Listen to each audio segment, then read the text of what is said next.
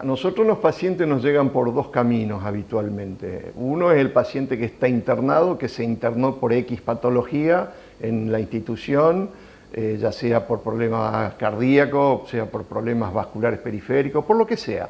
Entonces, ese paciente que es evaluado por el especialista donde el paciente está internado es el que pide el estudio que nosotros hacemos. O el paciente que es ambulatorio, que he visto en consultorio por su médico de cabecera, que lo ha ido a consultar por una determinada sintomatología, le ha realizado algunos estudios para evaluar si esa sintomatología se corresponde con algún proceso patológico, y cuando esto es así, llámese ecocardiograma, cámara gamma, ecoestrés, lo que sea, cuando eso está indicando de que el paciente tiene una enfermedad, es derivado a la hemodinamia para que nosotros hagamos lo que se llama el procedimiento diagnóstico. Una vez hecho el procedimiento diagnóstico, ahí se abren caminos para solucionarle el problema al paciente, o colocación de stent, o cirugía cardíaca, depende de la magnitud del problema. ¿La colocación de stent cuándo se define?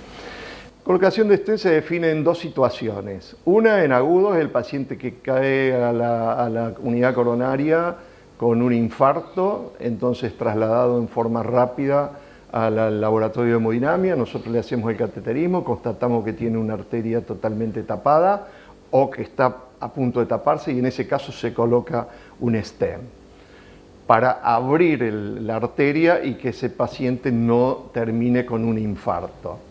Y lo otro es lo programado, es decir, es aquel paciente que uno le hace un cateterismo, determina que tiene enfermedad de una, dos o tres arterias, que son obstrucciones en grado severo, que le producen sintomatología como es dolor, o lo ponen en una situación de alto riesgo si esa arteria se llega a obstruir. Entonces en ese caso se programa la colocación del stent. Estos serían los dos mecanismos de colocación de stent. El stent se puede colocar en la cantidad que sea necesario y en cualquier parte del cuerpo, ¿verdad? Sí, totalmente. Hoy, cuando esto empezó, como toda cosa, te imaginarás, se colocaba un solo stent. Hoy podemos colocar 3, 4, 5 stent, depende las lesiones que tengan, el tipo de lesiones.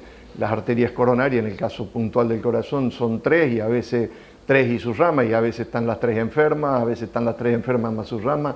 O sea, y a veces una misma arteria necesita de 2 stents, o sea que la cantidad, esto es una cuestión que hoy ya, por supuesto, no es lo mismo que un paciente tenga un stent que tenga 5, pero técnicamente no es una cuestión que hoy no se puede hacer. Con el avance de la ciencia es muy difícil que una persona que tenga 1, 2 o 3 o más stent tengan problemas, ¿no? Digo, luego de colocado el stent. Sí, obviamente que esto ha solucionado un gran problema, ha cambiado el paradigma. Imagínate que hace 30 años atrás la mayoría de los pacientes que tenían enfermedad de 2 o 3 arterias, inclusive algunos de una sola arteria, terminaban con una cirugía cardíaca, y hoy son pacientes que se terminan colocando stent y a las 24, 48 horas están caminando en su casa.